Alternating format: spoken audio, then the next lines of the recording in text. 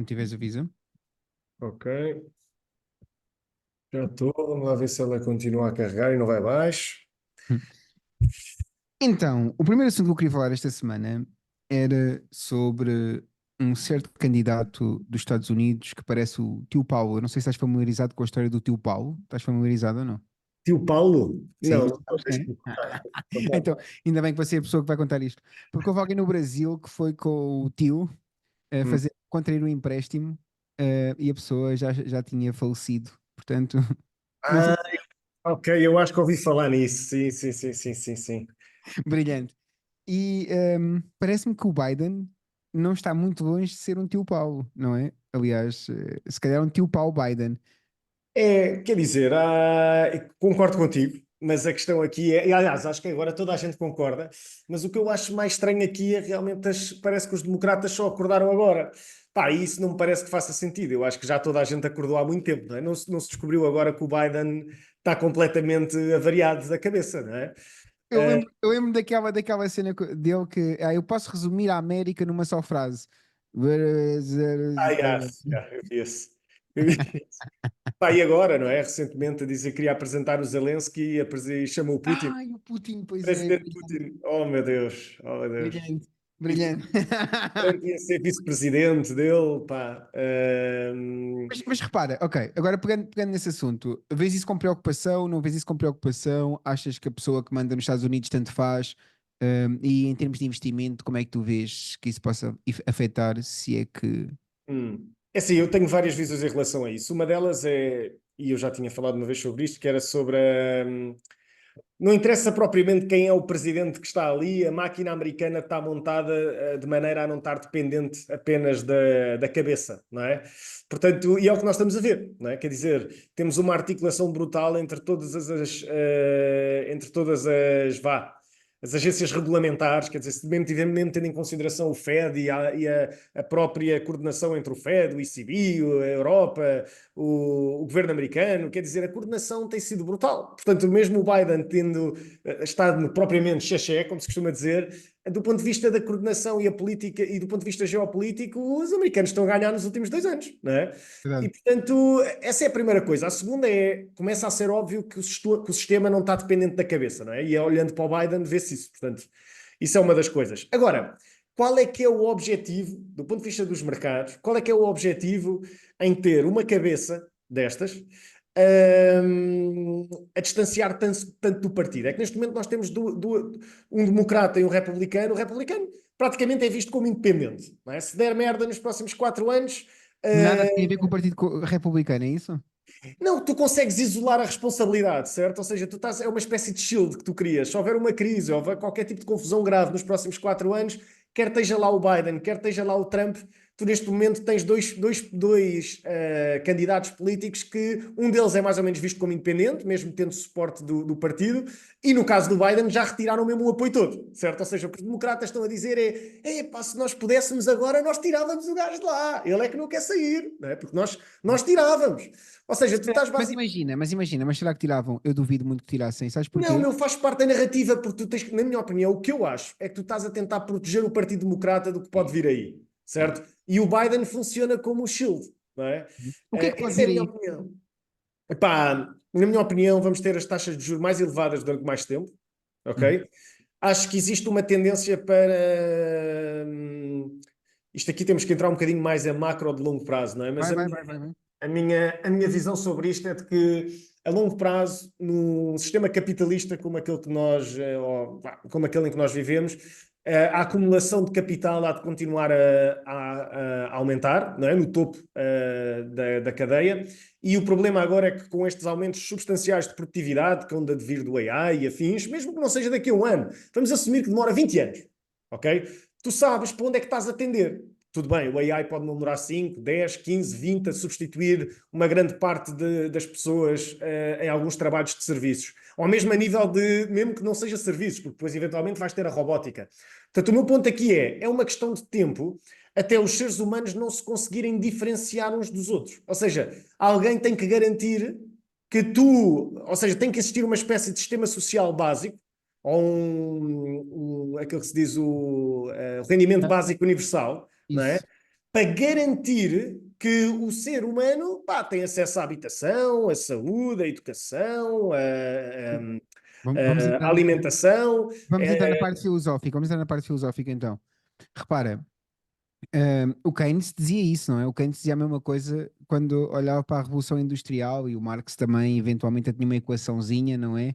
Em que o trabalho eventualmente desapareceria da equação do capital, uma coisa assim do género, não é? Hum. E não se deu. Tu achas de facto que a inteligência artificial vai substituir o homem?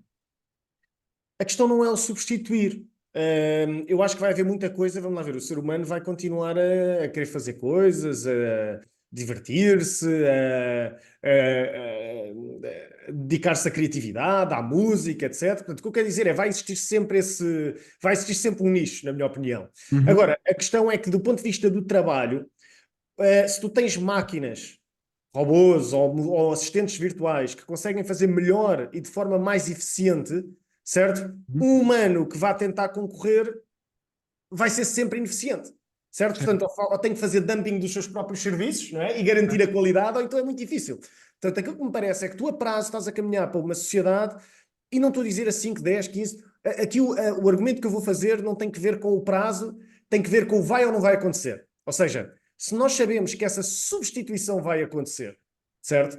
E que tu, mesmo que queiras concorrer, não consegues. Aliás, nós vamos ver provavelmente cada vez mais pessoas a virar-se para as redes sociais e para a aquisição de clientes, exatamente porque não conseguem criar valor noutras frentes, e mesmo aí a produção de conteúdo começa a ser automatizada, facilitada, ou seja, tu aos poucos até vais começar a ter cada vez mais dificuldade em entrar também no online, ou seja, não é só seres o Andrew Tate que vai online e diz coisas controversas, porque neste futuro essa saída também já não vai existir, certo? Porque vai ser demasiado saturado.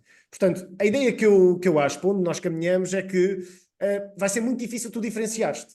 Ou seja, por mais que tu queiras ir estudar física e neste momento dizer, quer mudar a minha vida, vou ser o melhor numa área, vou estudar aquilo, tenho as capacidades para ser, neste futuro tu não tens hipótese. Ponto final. Certo? E portanto tu vais ter que te reger àquilo que é as condições de vida de um ser humano que não se consegue diferenciar. Certo? O que significa é que não vais conseguir sair do enquadramento em que estás. Isso não significa que tu estejas mal. Tu podes estar a viver, é o que eu estou a dizer, tu podes ter a saúde, vais ter a educação, vais ter tudo, e se calhar há haver certas coisas que não vais poder ter. Mas não has de estar infeliz, não é? Porque em parte tu tens que conseguir controlar a sociedade num enquadramento destes. E aí leva-me a outro ponto, é se realmente nós vamos caminhar para esta utopia, entre aspas, tu vais ter que ter muito controle implementado na sociedade, tem que haver muito controle. Estás a ver? CBDCs? CBDCs, controle a nível da sociedade de uma forma mais apertada, desde câmaras, controle das mensagens. A Úrsula já falou no pre-banking, que é controle do upload de informação para a internet. Portanto, Canadá, Europa, Estados Unidos, todos nós estamos a mexer muito na direção do controle de informação. E daquilo que se pode dizer online, que ainda é mais grave, não é? Aquilo que podemos ver e aquilo que podemos dizer. Portanto, se nós estamos a caminhar para este mundo, é preciso ter cuidado, porque neste momento as pessoas, este tipo de intervenções, normalmente tendem a encontrar muita resistência na sociedade, porque a sociedade quer preservar essa liberdade. Só que só quer garantir essa liberdade, ou preservar essa liberdade, porque está de barriga cheia. Se de um momento para o outro tu começares a ter um bocadinho mais de crime, um bocadinho mais de assaltos, um bocadinho mais deste enquadramento, o que é que vai acontecer? A sociedade vai passar de uma narrativa de nós queremos privacidade para nós não queremos privacidade. Acabem com esta brincadeira da insegurança. Hoje estava a ver agora que no Porto a criminalidade subiu significativamente. Estava a ver a notícia há bocado. Por toda a Europa isto está a acontecer também. Portanto, é uma questão de tempo até começar, na minha opinião, a sociedade começar a apertar. Agora, está tudo na expectativa de que as taxas de juros comecem a descer. Eu não sei se as taxas vão descer, porque se tu pensares, se realmente nós como entidades, os nossos governos e as entidades que estão preocupadas com a tomada de decisão de longo prazo e na forma como a nossa sociedade funciona e se mantém no topo do planeta Terra, entre aspas, onde nós conseguimos manter aquilo que é a maior qualidade de vida do resto do mundo. Portanto, o que eu acho é que tu tens aqui uma oportunidade única de restabelecer credibilidade monetária, de mudar o paradigma monetário e de aumentar a quantidade de controle sobre a população sem a população se queixar. Por isso, porque é que tu has de baixar as taxas quando tu as podes manter elevadas, pressionar geopoliticamente a Rússia e a China e ao mesmo tempo cumprir objetivos internos do ponto de vista do controle de informação? Como é que o facto das taxas estarem elevadas estão a pressionar a China e os outros países, até mesmo a Rússia, etc. Tens várias maneiras. Tens uma do ponto de vista da procura externa, não é? De produtos europeus, ou seja, a procura americana e europeia por produtos chineses, mas por outro lado tens o facto de muitas economias emergentes usam petróleo, desculpem, dólares. Neste caso, o Uhum. mercado do euro-dólares, que é um mercado externo de US dólares fora dos Estados Unidos, fora de entidades americanas. Portanto, este é o euro-dollar market. E esses dólares são usados muitas vezes por países para facilitar o comércio entre eles. Não é? Porque se tu tiveres que fazer, se tiveres, tu podes ter um balanço comercial negativo com uma Índia, mas depois tens um balanço comercial positivo ou um surplus com outro país qualquer. Não é? Portanto, tu não tens que confiar nas moedas. Nem na política monetária dos outros países para poder fazer troca com eles. Porquê? Porque tu usas o dólar. O dólar é quase uma moeda que facilita o comércio internacional. É quase o óleo que tu metes no motor, neste caso é o óleo da economia global. Se as taxas de juros começam a ficar elevadas e estes países começam a ter dificuldade a ter acesso a reservas de dólares, porque as economias estão a enfraquecer, a moeda Espera aí, deles está a ficaste sem som, enfraquecer. Fio? Ok, Não, já voltou, já não voltou, foi já abaixo? voltou. Já Ok. voltou, já voltou. Portanto, se isso começa a acontecer, o que acontece é que estes países começam a querer conservar reservas de dólares e a atividade económica e a quantidade de troca entre eles também começa a reduzir. E, portanto, se isto se mantém assim, tu vais continuar a desacelerar a economia global, ou podes começar a causar um desaceleramento significativo na economia global. E, Hum. consequentemente, epá, pronto, a China tem ali tem algumas particularidades por causa da questão das restrições de capital, mas é isso. E sim, já, para não estar complicado em relação às restrições de capital, uma das notícias do último mês foi que a Arábia Saudita deixa de ser obrigada a usar o dólar como referência, não é? No preço do petróleo. Tu achas que isso pode ter impacto ou não? Tendo em Eu conta acho que será que que já não vão ser tão reféns do dólar como seriam até agora?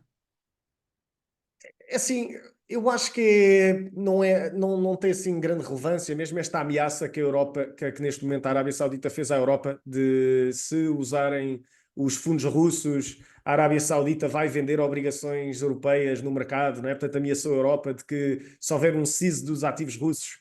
eh, eu acho que a Arábia Saudita tem que se posicionar aqui, tentar posicionar de uma maneira neutra, não é? Portanto, eles têm que se manter perto da China e da Rússia e ao mesmo tempo manter-se perto. Porquê? Porque isso tem sido a chave para o sucesso. Olhem para Singapura, para a Suíça. Oh, o melhor dos casos é ser neutro. Tu queres é ser neutro, Uhum. não é? Quando nós Uhum. falamos em Portugal, de ser Portugal, por exemplo, transformar Portugal numa Suíça, ou transformar Portugal numa Singapura. Do ponto de vista da população, nós conseguimos, somos poucos, não é? Ah, mas temos que ser neutros. Ou seja, temos que ser neutros, porque o grande benefício hoje em dia, neste mundo, é tu conseguir ser neutro, não é? E o neutro tem várias implicações, mas é isso. Portanto, o que eu quero dizer com isto é que eu não acho que seja significativo. Ali depois da invasão do ataque ali em Israel, viu-se ali um período em que o oil and gas estava com muitas dificuldades e os alinhamentos da OPEC, dos targets de produção da OPEC. Aliás, Angola saiu da OPEC, a Nigéria estava a dizer que tinha que. Basicamente, o que aconteceu é que estes países produtores, quando o preço começou a cair e a orçamentação da despesa pública estava a usar o preço do barril acima daquilo que na realidade era o preço, o que é que acontece? Se tu estás a cumprir cortes de output, tu vais ter déficits fiscais significativos. E se estas empresas não conseguem ir ao mercado pedir dólares emprestados, não é? Muitas vezes porque a moeda não vale nada e não há credibilidade na moeda, significa que a tua alternativa era aumentar a produção de oil and gas para ir buscar Uhum. mais reservas ao mercado exterior. O problema é que se a procura de oil and gas está a cair, não é? Se tu vais ainda meter mais oil and gas no mercado internacional, tu vais pressionar e, consequentemente, vais contra os interesses da OPEC como um todo. Portanto, o que acontece aí é que ali as coisas estavam a descontrolar. E neste momento temos o oil and gas, temos o oil a 83, portanto a coisa já estabilizou e, portanto, a Arábia Saudita está aqui numa situação em que pode voltar a mostrar, a tentar mostrar essa independência e pressão nos vários lados do jogo político. Mas a verdade é que se as taxas de juros se mantêm elevadas durante mais tempo, eu não sei até que ponto uma desaceleração propositada da economia global pode voltar a pressionar o oil and gas, o oil, não é? Ou a energia, não é? Sim. Mas é isso. Ok. Então tu achas que a Arábia não tem grande hipótese de fugir ao dólar como. Qual é a alternativa, não é? Hum, Qual é a alternativa? Eu acho que a pergunta é essa: qual é a alternativa, Milton? uhum. sim. Não parece ter as duas moedas mais fortes e que têm mais reservas, são o dólar e É que o temos que euro. concordar com uma coisa, não é? Tem que haver uma alternativa, certo? A intenção era essa, imagina, a intenção daquela grande instituição cuja presidente é a Dilma, Uhum, esse objetivo, não é? O objetivo era criar ali uma moeda comum àqueles países todos e que servisse provavelmente já com para o preço do petróleo também, não é? Mas uhum. parece que eles não confiam todos uns nos outros, quanto mais sair dali uma solução. É o que parece. Mas portanto a minha pergunta mantém-se. Qual é a alternativa? Não há? Qual é que tu achas que é? O que é que tu achas que pode ser, sinceramente? O que é Não, que pode ser Bitcoin? imagina, não, acho que não, é impossível, completamente impossível por causa da volatilidade. Não parece que, certo? Não parece que seja Não sei se a alternativa. volatilidade é um problema assim, neste momento a volatilidade do Bitcoin tem estado a cair. Eu não estou a dizer que sou a favor ou não, mas a minha questão é, temos que concordar primeiro com um ponto, que é, tem que haver uma alternativa, Uhum. certo? Tem que haver uma alternativa de Não, moeda atenção, eu não estava a dizer como reserva mundial, estava a falar como, neste caso, servir de eh, óleo para a de, economia global, isso, né? isso. Então, mas tem que existir uma moeda, né? E será que não passas a ter duas economias, como já tiveste antes, não é? Já tiveste antes. Tens, Aliás, a expressão primeiro, segundo e terceiro mundo veio exatamente por causa disso, não é? O primeiro mundo era o que estava alinhado, não tinha a ver com o facto de ser mais desenvolvido ou menos desenvolvido, era com o facto de estar alinhado com os Estados Unidos, o segundo mundo era porque estava alinhado com a Rússia e o terceiro mundo era os que não estavam alinhados, nem com um, nem com outros, não é? Na gênese da palavra era assim que funcionava. Mas se calhar a grande passam questão aqui. aqui, na minha opinião, é tem que haver uma, pode haver várias, mas tem que haver pelo menos uma, não é?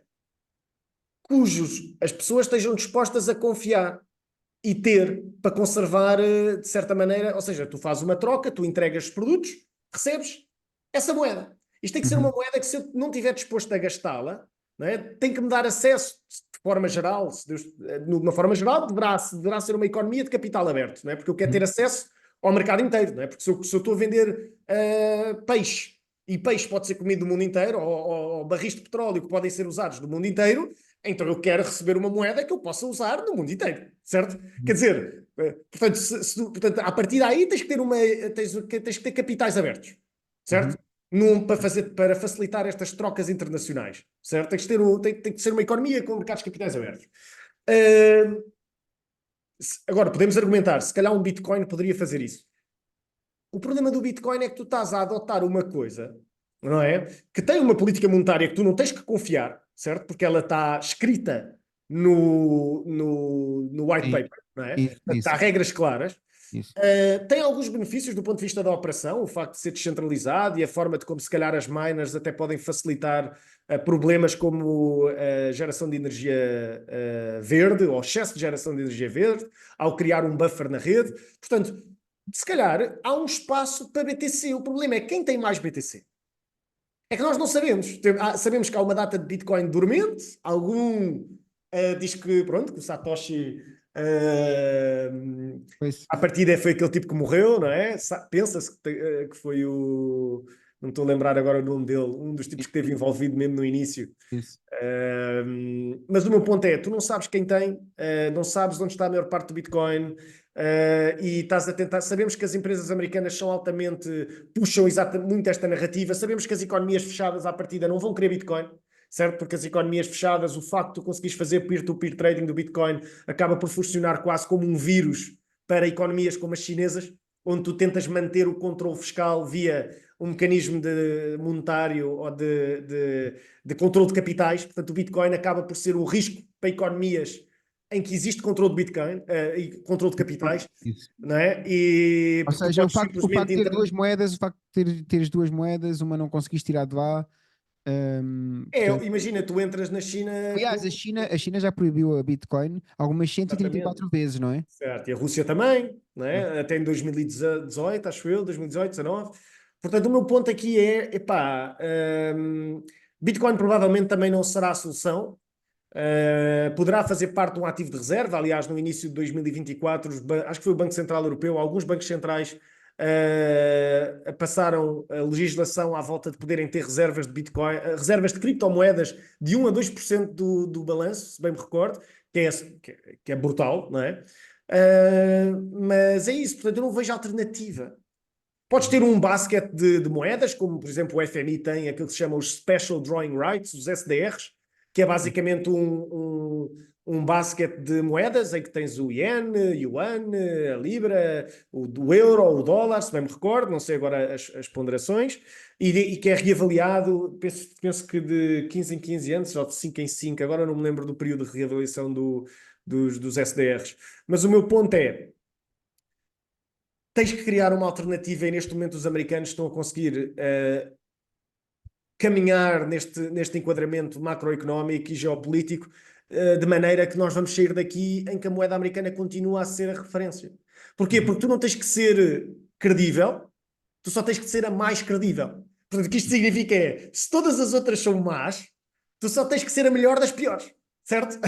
E se fores a melhor das piores, continuas a dominar. E é isso. E, portanto, uma grande parte disto vem, como sabemos, do facto da capacidade militar, da força da economia, da influência do ponto de vista geopolítico e também da questão da tecnologia, não é? Aí entram os chineses, quer dizer, os chineses, a grande ameaça dos chineses para os americanos neste momento na economia global, na minha opinião, é a capacidade que a tecnologia chinesa tem de concorrer com a tecnologia americana à volta do mundo, principalmente na Europa. Portanto, a Europa tem que se manter geopoliticamente próximo dos Estados Unidos, na visão dos Estados Unidos. Não pode haver sequer a possibilidade de haver uma aproximação da Europa à China. Porque essa aproximação da Europa à China significa tecnológicas chinesas penetrarem e concorrerem com as megatechs americanas e, consequentemente, meterem em risco aquilo que é o maior risco para as empresas que dominam o mercado. Que é o quê? Que é perderem a liderança. Quando tu és pequeno, tu queres te focar em crescer. Não é? E provavelmente consegues crescer sem atacar e sem comer os calcanhares a muitos, ou comer o bolo todo a muitos concorrentes. Mas quando tu és um mega cap, o teu maior risco é um concorrente, certo? Daí vermos as tensões que estamos a ver, por exemplo, com o TikTok nos Estados Unidos. Provavelmente vamos ver a mesma tensão a surgir na Europa via lobby americano na Europa para tentar banir também o TikTok. Vamos ver o que é que surge. Estou curioso para ver, sinceramente. Mas É um é momento para estar isso. vivo. É um momento para estar vivo. Eu não sei bem qual foi a pergunta inicial que tu fizeste, era sobre a alternativa ao dólar como moeda de Era referência, isso. não é? Era isso, era. Eu não vejo uma alternativa. Hum. Não vejo, ainda. Tu achas que os BRICS não se conseguem organizar, criar uma moeda e criar duas economias paralelas, ou seja, haver a economia do primeiro mundo e a economia do segundo mundo? Eu acho que os BRICS conseguem, mas se os americanos ficarem parados. Hum. E como estamos numa economia dinâmica, sempre que os BRICS tentarem caminhar nessa narrativa, os americanos vão puxar uma narrativa para tentar bloquear isso. E Uhum. algumas narrativas vão ser públicas, outras vão ser ocultas. Portanto, sim, é verdade, e os BRICS não vão deixar de tentar puxar por isso, ou seja, vai sempre existir força para tentar tomar o primeiro lugar e de criar uma alternativa. O problema é que do outro lado vai sempre existir força também para manter, certo? E portanto, para já os americanos continuam a conseguir manter, mas isso não significa que a prazo a pressão continua a existir para criar uma alternativa, não é? Ok. Vamos lá ver, só para terminar, eu não tenho a mínima dúvida que se em vez dos americanos estivessem lá os chineses, eles estavam a fazer a mesma coisa, certo? Os americanos estão a fazer aquilo que, na minha opinião, os russos estivessem lá, ou os chineses estivessem lá, estavam a fazer também, certo? Cada um está a puxar os seus cordelinhos no geopolíticos para manter a posição que tem, não é? Pá, porque como dizia o Benjamin Franklin, não é?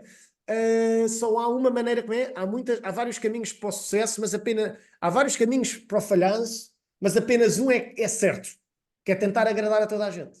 É certo. E portanto, quando tu tentas agradar a toda a gente, é garantido que vais falhar. Portanto, o que isto significa do ponto de vista dos interesses é que tu, como político, não é? Ou como líder de uma região económica, tu tens que meter à frente dos outros, tens que meter o teu povo e as tuas pessoas à frente dos outros. E isto é estranho, porque muitas de nós olhamos e pá, o ser humano merece todas as mesmas condições e eticamente e do ponto de vista moral todos nós devemos ter o mínimo, devemos ser isto, devemos ser aquilo, mas do ponto de vista prático as pessoas muitas vezes acreditam nesta utopia, mas não se querem lembrar que para chegar aí tem que viver pior. certo? E que ninguém garante que depois de chegarem a esse enquadramento não vai haver uns gajos do outro lado que vão querer viver melhor também, certo? E depois começas tu a mudar o espectro. É isso. Portanto, eu acho que é preciso ter isso presente. Certíssimo, Não certíssimo. sei o que é que tu achas sobre isso também. O que é que eu acho? O que é que eu acho sobre isso? Acho que é uma alternativa, é o que eu acho, de forma sincera. Acho que, acho que já começas a ver movimentações de que de facto algumas potências estão um bocado fartas dos Estados Unidos e por um bocado entenda-se bastante fartas. Vês a Arábia Saudita a bater o pé, vês a África do Sul a entrar nos BRICS, não é? E a acrescentar o S, que não existia, não é? Uhum. E começas. E a Arábia Saudita também não fazia parte, não é? Dos BRICS, não é? E vês uma aproximação. Eu acho que a África do Sul já lá estava, não estava? South Africa era o S, não? Era, não era? Não, no início acho que era só BRIC, por acaso. Acho Era que não. BRIC? Ah, ok, ok, ok. Era os BRICS, mas acho que. Tenho Já quase não me certeza. lembro qual é o S. É, Mas vamos lá ver, eu acho que é muito difícil tu conseguir puxar essa narrativa do BRICS. Aliás, vê a Índia, não é? O I de uhum, Índia, a uhum. Índia já se opôs à criação de uma moeda. Eles Aliás, não, eles não confiam uns nos outros, não é? não confio nos outros. Olha, o mercado chinês tem vindo a beneficiar muito daquilo que está a acontecer na China, das tarifas sobre os chineses, das limitações à economia chinesa. Os indianos têm beneficiado muito. Portanto, o que acontece é que, na realidade, isto é um jogo de teoria de jogos, em que eles têm que confiar todos uns nos outros, mas se um deles não cumprir, pode ganhar mais, certo? Uhum, E, portanto, o que acontece é que os americanos acabam por criar estes cenários, estes enquadramentos do ponto de vista da teoria de jogos, em que tu não fomentas no curto prazo a confiança entre estes membros e, uhum, consequentemente, há sempre conflitos, que foi a mesma forma como tu resolveste a questão da OPEC, agora também pressionas os BRICS. Portanto, para já não estou a ver os BRICS como essa ameaça, percebes? Acho que para conseguires ter a ameaça dos BRICS tens que ter um gigante económico que se alie incondicionalmente ou que faça até parte dos BRICS. Se tu uhum. conseguires ter um membro dos BRICS com o potentado económico dos americanos, talvez, não é? Tu achas que a China não é? Não é porque é que a China não é? Porque está em cima de um modelo monetário que não é aberto. Significa, logo por aí, não é. E se tínhamos que explicar o trilema não é monetário? Sim, epá, o trilema tem que ver com a forma como tu geres a tua política monetária, digamos, não é? Portanto, tu podes, eu não sei se tens aí alguma imagem disso, mas na prática Não, tem que posso ver pôr, posso com pôr. controle das taxas de juro, restrições de capitais e mercado aberto, não é? Se bem me recordo, são estes três. Está certo, está certo. E portanto, tu não podes ter os três, certo? Tu Não dá. tens que, tu tens que escolher dois, certo? E portanto, se Uhum, tiveres mercado livres, nunca vais, não podes escolher dois. E portanto, os chineses têm o quê? Têm restrições de capital, têm um fixed peg com o dólar, consequentemente, se tu tens um fixed cap, se tens um fixed peg, tu tens que ter restrições, certo? Senão, o que é que acontece? Epá, podias ficar sem reservas, não é? Estás sujeito a um ataque, não é? Basicamente, short sellers à tua moeda. Vê lá se tens aí. é o tipo de câmbio, né? Exatamente. Ou seja, Desculpa, eu enganei-me. A política monetária autónoma, é isso mesmo. Portanto, é, é isso. Portanto, é câmbio fixo, mercado de capital aberto e política monetária autónoma. Temos aqui vários exemplos. Por exemplo, podemos olhar para a Dinamarca. A Dinamarca tem moeda própria, certo? uhum, E tem um mercado de capital aberto, uhum, certo? Só que a moeda própria é fixa. Por exemplo, o DKK é de certa maneira fixa ao euro, certo? Portanto, eles perdem autonomia monetária porque estão fixos ao euro de certa maneira. Portanto, sempre que, por exemplo, a Dinamarca altera sempre que a União Europeia altera a política monetária, muitas vezes a Dinamarca tem que ir atrás. Porquê? Porque tem um câmbio fixo com o euro, certo? Portanto, sempre que a Dinamarca tem um câmbio fixo, bem, não é fixo, fixo, fixo, eles deixam andar um bocadinho exatamente porque eles não tomam as decisões ao mesmo tempo que a Lagarde, mas é praticamente fixo, porque se fosse mesmo fixo, sempre que o euro mexia a taxa de juros, tu criavas uma arbitragem, certo? Que uhum. era, a Lagarde desceu a taxa, os dinamarqueses não desceram. Se o câmbio é fixo, o que é que tu fazes? Perdes dinheiro em euros e aplicas em DKK, em coroa dinamarquesa. Arbitragem, não há risco. Certo? Portanto, o que acontece é que tu tens que dar sempre ali um bocadinho de espaço. Os Calma, calma, chineses, calma, calma, calma, calma, calma, calma. Vamos isso é, voltar, aos vamos voltar chineses, é aí. isso. Não, não, Ah, não, ok. não, não. Não fixa aos chineses, Sim. porque acabaste de dar uma dica que eu acho incrível para as pessoas perceberem não só o trilema, mas perceberem também o que é uma trade sem risco, não é? Que é incrível. Explica lá Hum, outra vez então. Imagina, o DKK, eu já agora posso tentar pesquisar aqui DKK com o euro, não é? DKK daí, e euro, to barra euro. euro. Yeah. Isso. Vamos lá ver aqui, 5 anos. Isso, está aqui Vais praticamente, ver um desvio no Covid. No Covid vês ali um desvio. Vê lá, é, mesmo ali no início do Covid. certo? Não, ele não mexe. Isso tu vês aí, olha, se metes aí, Mas não vês que imagina, está sempre no 0,3, ele não mexe dali. é um 34, certo? É prática, certo? Mas se mete ao contrário, mete euro ou DKK, para veres melhor o número. Ok. Euro to DKK. Uhum. Pronto, agora mete 5 anos. Ok? O que tu vês aqui é o quê? Vês aí uma alteração, mas vês 7,47 aí. Ou seja, isso não. Você está a ver? O mínimo que tu tens aí é 7,44 e ali Uhum. os máximos é 7,46. Isso não Isso, mexe, certo? isso, Isso é isso, uma isso. linha que, se tu metes assim numa Isso, isso. escala como deve ser, isso não mexe, certo? Sem Se dúvida fores aí alguma. ao investing.com ou qualquer, Olha vais ver aí. aí. Dá para perceber aqui, dá para perceber É aqui. isso, era isso que eu queria ver, é isso que eu queria Não mostrar. é? Portanto, aquilo não mexe, vês ali no Covid, houve ali tipo uma vela que disparou, mas porque se achava que pronto, ok. Portanto, para voltar à pergunta inicial e depois eu toco no Covid. Portanto, o que isto significa aqui é que, e depois podes comparar, por exemplo, as taxas de referência na Dinamarca com do DKK com o euro. Elas nem sempre são iguais, estás a ver? Só que tu dizes, então, mas se nem sempre são iguais, mas se o DKK é fixo, então pode surgir uma arbitragem, certo? E uma arbitragem é uma transação em que não existe risco, né? À partida, certo? Pode existir algum tipo de risco. Neste caso, se as coisas se mantiverem assim, esse risco não existe. A não ser que Uhum, tu achas que parte o PEG, que existe a possibilidade de haver um break no PEG, ok? uhum. Ou Um, seja, deixa de haver essa paridade. o quê? Ou Exato, seja, deixa de haver a paridade, exatamente. Portanto, o que é que acontece aqui? No caso da China, este PEG também tem um espaço para mexer entre o dólar e a moeda chinesa. Portanto, existe um PEG entre as duas. E esse PEG é definido, como podes imaginar, não é pelo Fed, é pelo Banco Central Chinês, que diz assim, todos os dias, no início do dia, o Banco Central Chinês diz quanto é que um dólar vale em yuanes. E tu dizes, bem, mas como é que o Banco Central Chinês pode dizer quanto é que um dólar vale? Como? Como é que o Banco Central Chinês tem poder para dizer quanto é que o dólar vale? não faço ideia. Porque tem uma reserva gigante de dólares. Ah, certo, faz sentido. Portanto, enquanto tu tiveres uma reserva de dólar gigante, tu é que sabes. Enquanto a tua reserva não desaparecer, tu é que sabes quanto é que aquilo Ou vale. seja, se o dólar ficar muito forte, eu vendo os meus dólares e desvalorizo o dólar, é isso?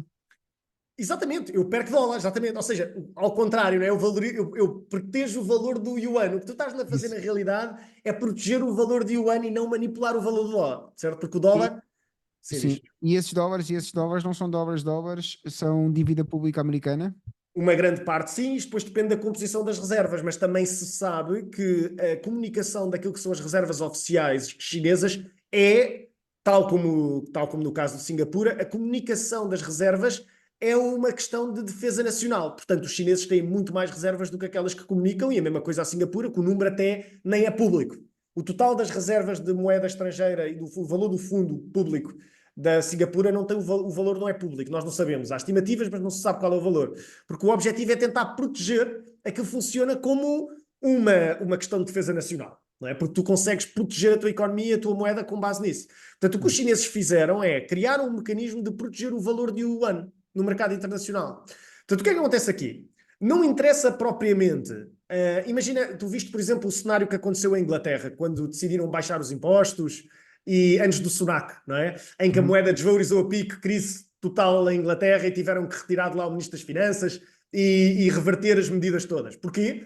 Porque era visto de forma insustentável as políticas fiscais que estavam a ser adotadas pelo governo. Portanto, a primeira coisa que tu viste no mercado internacional foi a reação ao pound, que é, ok, se a política fiscal deste país é insustentável e não tem credibilidade, tu vais ver a reflexão disso aonde? Na moeda. Logo. Porquê? Porque o mercado de capitais é aberto. Como o mercado de capitais é aberto, isso vê-se logo. Num caso de uma empresa que não tem mercado de capitais abertos, isso vê-se nas reservas. Portanto, se os chineses começarem a ter tomadas de decisões que não fazem sentido do ponto de vista da credibilidade fiscal, tu deverias ver pressão aonde? Na venda de yuan. As pessoas queriam vender yuan e sair do yuan cá para fora, certo? Como? Como? Pronto, é difícil porque os chineses têm as tais restrições de capital. Cada chinês, no máximo, pode usar X, pode tirar o equivalente a 50 mil dólares em yuanes da China. Por Ou ano, seja, não é? por ano. E as restrições até acabam por ser um bocadinho mais apertadas que isso. Portanto, o que é que acontece? Tu não consegues, tu começas a apertar para reduzir a pressão e proteger as reservas. Portanto, o que acontece é que, se tu quiseres transacionar, nós, por exemplo, se quisermos transacionar em yuan no mercado internacional, podemos fazê-lo via CFDs, via CNH, que é o yuan offshore, que é o yuan que transaciona em Hong Kong, ok? E um dos grandes intervenientes do yuan em Hong Kong é o Banco Central Chinês, que pode intervir no mercado de Hong Kong, ok? Ou seja, tu tens o CNY interno, no mercado chinês interno, e depois tens o mercado externo do yuan em Hong Kong. Portanto, o que acontece é que se tu fores um short seller e quiseres apostar que a moeda chinesa vai descer, porque as reservas, porque pode acontecer qualquer coisa em que as reservas começam a desaparecer e a moeda começa e achas que a moeda vai desvalorizar e que a economia deles vai cair numa crise financeira, a tua única maneira de atacar a moeda chinesa é via Hong Kong, certo? E Hong Kong é tudo entre intervenientes que estão cá fora. Portanto, o que acontece é que tu vais tentar partir um PEG, mas se as reservas continuarem lá e o Banco Central Chinês entrar no mercado de Hong Kong, pode puxar o PEG outra vez para zero e tu perdeste o dinheiro. Portanto, o que acontece é que Através da venda de dólares, é isso que estás a dizer, não é? é isso, portanto, a única maneira de tu atacares os chineses é tu teres a percepção de que a economia deles está fragilizada e depois fazeres um ataque concentrado à moeda. Estás a ver? Ou seja, tu tens que dar claramente a percepção para o mercado exterior de que as coisas estão muito más, tens que ter uma data de bitcoins lá dentro para tentar pressionar o valor no peer-to-peer market, para criar uma percepção interna de que o yuan não vale nada. E, portanto, tem que haver uma espécie de ataque todos, tem que estar os lobos todos a atacar o hipopótamo, digamos. Portanto, o que eu quero dizer é que não pode ser só um atacar. E o objetivo dos chineses é um bocadinho este. É ter um enquadramento em que é muito difícil ser atacado apenas por um lobo. Só tem que garantir é que não são atacados por 5 ao mesmo tempo, ou 10, certo? Portanto, o que está a acontecer aqui é que a economia chinesa está a fragilizar muito e, consequentemente, eles têm que apertar as medidas. Essas medidas são percepcionadas pela economia local, as pessoas localmente começam a procurar alternativas. Essas alternativas, em parte, passam por Bitcoin, não é? Ou aqueles programas especiais para sair para equity japoneses. Mas é isso, vimos o Bitcoin a transacionar há uns tempos com um premium de 20% no mercado interno no peer-to-peer market chinês. Víamos o ouro a transacionar com um premium de 15% ou 16% nos máximos, agora há 1 ou 2 meses atrás. O que estás a dizer é que sai mais caro transacionar esse tipo de ativos na China do que cá fora. É isso que estás a dizer? Claro, porquê? Porque o câmbio não representa a realidade. Por isso é que o Bitcoin é mais caro lá. É mais caro porquê? Porque tu não consegues. É mais caro porque o câmbio e o dólar está artificialmente pegged. Ou seja, se tu conseguires lá meter Bitcoins em peer-to-peer, não é? De certa maneira é o que tu vias em Angola com o câmbio. E vês em muitos países em que há restrições de capital. Brasil, Angola, estes países, muitas vezes tu tens o câmbio shadow, o black market, não é? O câmbio no black market. Não é? Por isso é que havia muita gente que levava euros para Angola, não é? Ou dólares para Angola e trocava por kwanza no mercado local. Porquê? Porquê que tu fazes isto? Porquê? Porque existe uma barreira que o Banco Central angolano está a meter em que fixas o PEG e a Argentina é a mesma coisa. Está a ver? Portanto, o que acontece é que tu fixas o câmbio e não há incentivo a que tu transaciones no mercado real. O ideal é tu ires ao mercado local e fazeres o câmbio localmente peer-to-peer. Porque este câmbio peer-to-peer é mais atrativo do que o câmbio real, porque o câmbio real é pegged pelo Banco Central. Percebes? E o que nós estamos a ver nos chineses é que, como tu tens o PEG a nível da moeda, não é? E tens restrições de capital, não é? E não consegues partir o câmbio. No caso de Angola, tu partiste o câmbio, não é? E no caso da Argentina, tu partiste o câmbio. Portanto, o que aconteceu foi que o Banco Central angolano e o BNA, e neste caso o Banco Central na Argentina, não conseguiram garantir com as reservas que tinham o câmbio que estavam a praticar, não é? Na prática, aquele câmbio não passa-se de um imposto sobre a economia, não é? Porque o câmbio real não é aquele. Não é? Aqui pode-nos levar, por exemplo, à forma como a França domina certos países em África, como o Níger, não é? Em que tu tens uma moeda, que é o CFA, não é? CFA, acho eu, está-me a faltar o nome daquilo, o nome da moeda, o ticker é XFOR, acho eu. Ou não me lembro agora do ticker. E isto é uma moeda que está pegged ao euro. como é que tu tens países africanos, não é, a trabalhar com uma moeda que está pegue a uma das moedas mais fortes do mundo? Aquilo é um imposto gigante sobre a economia. Percebes? Portanto, tu controlas aquelas economias via este mecanismo monetário, certo? É o franco da África Central, sim, CFA. CFA, não é? É isso. E portanto, essa moeda está pegue. Vê o CFA euro.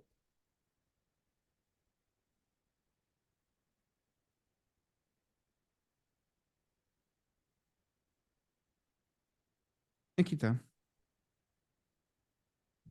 Espera aí. É isso. Agora explica-me, como é que tu tens países daqueles, e isto é uma pergunta para toda a gente, como é que tu consegues ter países africanos daqueles que deviam ter uma moeda desvalorizada que permitia o desenvolvimento económico, Uhum. como é que consegues operar com a moeda mais forte? Uhum. Não é? Não faz sentido, certo? Não faz sentido. E pronto, tudo bem. Isto é outra das coisas que acontecem aqui do ponto de vista monetário. Se tu fores ver uma lista, uma grande parte destes países tem controle de capitais à volta do mundo. Tens os Estados Unidos, tens a Europa, mas depois quando dizemos que os chineses são uma alternativa, não. A questão é que é muito difícil para os chineses saírem do enquadramento em que estão. Tocaste, isso, tu tocaste, daqui um bocadinho no assunto, tu tocaste num assunto que eu acho importante, que foi a Bitcoin teve em máximos históricos há pouco tempo e agora desceu bastante, depende do que tu consideras bastante, tendo em conta a volatilidade da moeda. Mas qual é que é a razão que tu vês para a Bitcoin ter desvalorizado tanto? Na minha opinião, o que nós estamos a ver é um carry trade. Eu acho que o Bitcoin faz sentido a prazo. Não é uma recomendação de investimento, é apenas a minha opinião sobre o que eu gosto do Bitcoin. Mas acho que o que nós estamos a ver é que não é coincidência que os estoques chineses tenham começado a recuperar e o Bitcoin começar a cair. Ou seja, o que eu quero dizer com isto é, ou por exemplo, ontem o mercado americano cai numa altura em que o Banco Central japonês intervém, ou que as expectativas depois do CPI são de que vamos já ter um corte com 83% de probabilidade do Fed em setembro, e depois temos outro corte à partida em novembro, e já com 80 e tal por cento também de probabilidade implícita nos futuros da CME. Portanto, o que isto significa é que tu podes começar a reverter aquilo que tem sido o carry trade global que está a acontecer, na minha opinião. O que é que isto significa? É que como o dólar meteu o resto do mundo a arder, tu podias shortar o que tu quiseres à volta do mundo e comprar ativos na Europa e nos Estados Unidos. Certo? Porquê? Porque as outras moedas estão todas a enfraquecer significativamente.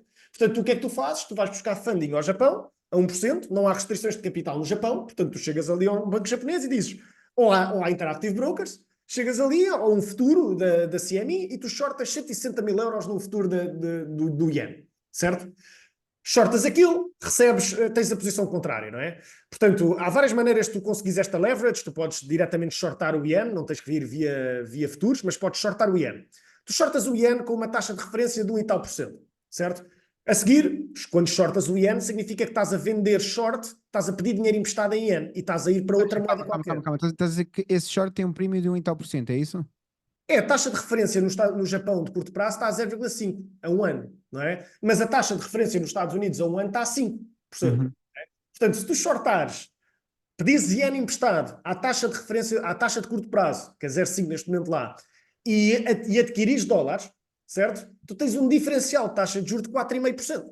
Certo? Ou seja, e não só isto, tu tens o iene a desvalorizar. Ou seja, tu tens o iene a desvalorizar, estás a pagar 1% em juros de iene, não é? E estás a receber 5 em dólares, certo?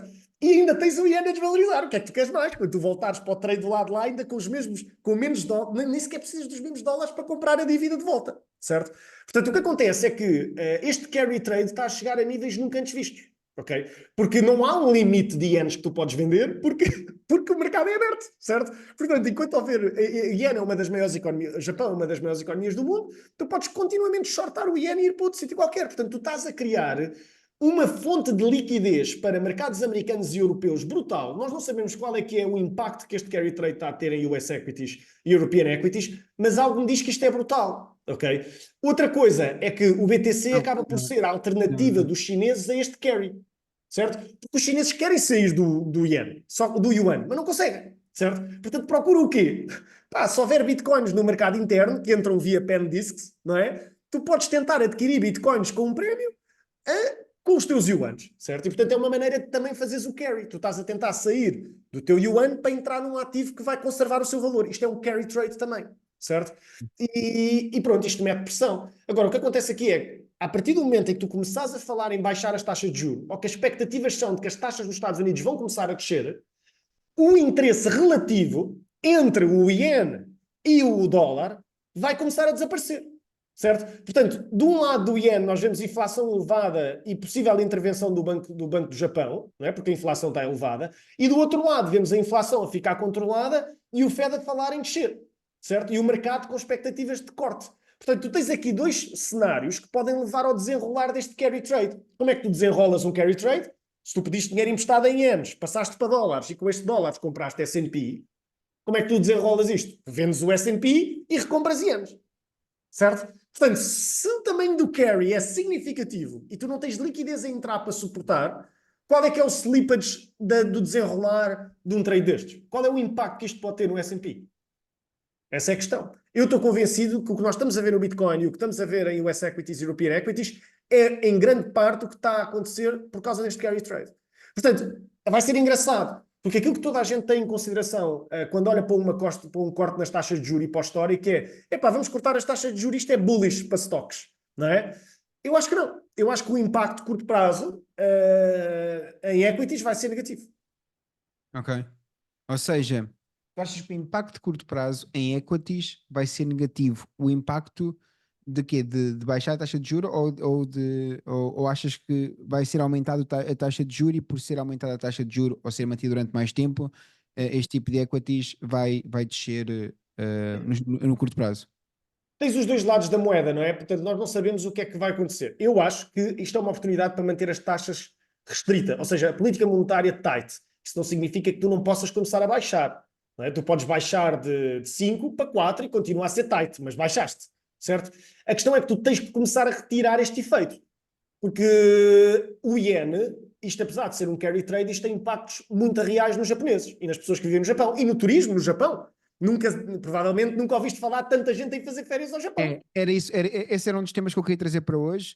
Sim, é verdade, há muita gente a fazer turismo no Japão agora, porque de facto está super barato a vida no Japão, não é? O custo de vida. Porque a moeda desvalorizou significativamente versus aquilo que é a tua moeda para o Japão. Para os japoneses ela não mudou, porque o teu income está mais ou menos igual em ienes. Desculpa, em ienes. Portanto, o que acontece é que, para nós que vemos de fora para lá, é que ficou tudo borla não, mas ficou tudo significativamente mais barato. Certo? Portanto, a minha questão aqui é até que ponto é que a divergência na política monetária causa o início do unroll deste carry trade. Ok? E qual é que é o impacto que isso vai ter? É só isso. Uhum. É isso. Eu não te consigo estimar qual é o impacto, mas parece-me a mim, principalmente olhando para o mercado ontem, que este carry trade existe e está em força. Não é? Vamos ver. Ok, ok. Certo. Hum, então tu não achas que a diminuição do preço da Bitcoin possa ser pelo facto de já não se achar que se vai baixar a taxa de juros? Vamos lá ver. É relativamente contraintuitivo tu tenhas o Bitcoin a subir como está a subir, com taxas de juros elevadas. Portanto, tem que ser Sim. outro fator. Não, o Não que eu é? estava a dizer é, mas imagina, a expectativa podia estar no preço. Percebes? Percebes a minha teoria? Não. A minha teoria é que uma das coisas que tem impacto na queda do Bitcoin é de facto, o pessoal achava que as taxas de juros iam. O pessoal iludido, não é? Mas que achavam que as taxas de juros iam baixar e toda a gente sabe o que acontece quando as taxas de juros baixam, a criptomoeda vem por aí acima, não é? E portanto, houve o efeito ETF primeiro, eu acho que houve um efeito ETF, e a seguir ao efeito ETF, efeito halving, Uhum. e depois a expectativa, e estava tudo priced. E agora pensam assim, à espera, que se calhar isto vai ser pior do que estamos à espera, a Bitcoin não vai até aos 100 mil tão cedo, porque as taxas de juros, a política monetária vai continuar tight. Tu achas que tem efeito ou não? Eu acho que para desenrolar um bocadinho isso, o que temos que ter em consideração é que o preço mexe com base em procura e oferta. Pronto, primeiro ponto, certo? Agora, as dinâmicas que afetam essa procura e essa oferta é que podem depois estar alocados a determinados fatores. O problema do Bitcoin é que está muito sujeito a hype e a leverage, certo? Portanto, o que acontece é que o leverage e o hype podem causar distorções técnicas, certo? Porquê? Porque tu tens liquidações, tens entradas alavancadas, depois o preço só pode causar um gamma squeeze, se cair pode causar uma liquidação, a liquidação leva a um aumento nas vendas, pressiona a oferta e consequentemente pressiona a procura e o preço começa a descer. Portanto, o que eu quero dizer é que existem vários fatores técnicos que podem estar a criar aqui turbulência na leitura, não é? Porque a verdade é que tu tiveste as taxas elevadas em 2023 e o Bitcoin e as criptos dispararam em 23. Não foi só BTC, foi Solanas, Bitcoins, Ethereum, etc. Portanto, há aqui algum tipo de efeito a acontecer. Em parte pode ser o halving, em parte pode ser uma maior adoção, em parte Não, e o pode ser ETF, o ETF também, o ETF teve um ETFs efeito. também, que trouxe Acho que é muito o dinheiro maior, eu acho que é o maior institucional. efeito, olhando assim, acho que é o maior efeito. A questão é até que ponto é que aquele excess, certo? Os 70K já não estava a incorporar aqui todo esse hype e nós não sabemos até em 2021 quanto daquele excess foi leverage. Portanto, o que acontece é que tu, olhando para o gráfico, tu não podemos estar a comparar pontos iguais numa altura em que tu podias tanto hype e tanto leverage a distorcer o preço, não é? Daquilo que é a tendência fundamental. Agora, uma coisa nós sabemos é que desde os romanos que nós fazemos debasement de moeda. E não vamos acabar agora. Nós podemos causar e encontrar maneiras de ocultar ou de tentar mascarar esse debasement, ok? Porque há interesse em mascarar o debasement, certo? Ou seja, a desvalorização da moeda. Mas a prazo é isso que vai continuar a acontecer. Portanto, eu não tenho a mínima dúvida que o Bitcoin provavelmente há de continuar a tender para subir à medida que a moeda desvaloriza. Não porque o Bitcoin valha mais, mas porque o denominador vale menos, certo? Ou Portanto, seja, o que estás a dizer é que o dólar, devido às políticas monetárias, vai sempre desvaloriza todos os anos, e o Bitcoin não, até pode ser considerado uma moeda deflacionária. Eu sei que não gostas do termo, não é? Mas no não é, sentido, no sentido em que se perdem BTCs, emite cada vez menos. isso. Portanto, vai haver cada vez menos moeda, invariavelmente, disponível. Portanto, nesse sentido. É isso, Mas ok. tem que haver uma proposição de valor, não é?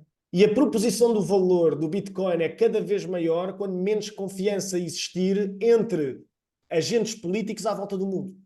Quanto Ou mais. seja, tu estás a dizer para fazermos aqui a volta 360, mesmo 360, que é, tu estás a dizer que eh, a perda de impacto do dólar, ou a única alternativa em princípio viável que pode existir é Bitcoin. Não quer dizer que o seja, mas Mas, mas que é uma proposição de valor, certo? exato, é À isso. medida que a adoção começa a aumentar e a confiança aumenta, significa que eu começo a estar disponível a vender os meus serviços por aquilo. Só que para isso eu tenho que garantir que a coisa é relativamente descentralizada, não é?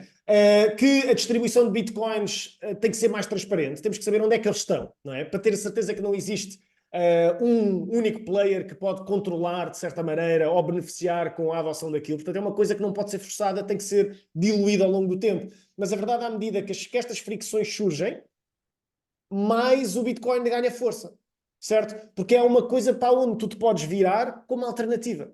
Que é, ok, não posso receber mais nada, não posso receber dólares, não quero confiar em mais ninguém, eu quero Bitcoin. Não é? Ou quero, portanto, certo? E a confiança é uma coisa que tu não crias de um momento para o outro se não és um banco central, certo? Ou se não tens um serviço, porque, por exemplo, tu podes chegar aqui a um Fortnite, ao Fortnite e podes comprar V-Bucks. E dizes, bem, se as pessoas compram V-Bucks é porque há confiança nos V-Bucks, certo? Há confiança de que a empresa te vai vender skins e acesso ao jogo com esses V-Bucks. Mas tu não esperas mais nada, não esperas comprar arroz com aqueles V-Bucks, não esperas comprar uma televisão, uma câmara, nada. Não é? Portanto, a capacidade de tu criares uma moeda descentralizada que te dá acesso no geral e que uma grande parte da economia e várias partes do mundo aceitam para vender serviços e produtos, essa é a grande proposição de valor. Quanto menos alternativas houver de uma moeda de reserva, maior a proposição do valor do Bitcoin. Certo? Certíssimo, sem dúvida alguma. Muito bem, é isso mesmo. Acho que fizemos 360, voltamos mesmo ao início. Yeah. Acho que por hoje é tudo. 5 estrelas. Boa, gostei bastante. Bom primeiro episódio. É isso, é isso. Obrigado. Está ótimo, está ótimo. Eu vou ver isto tudo.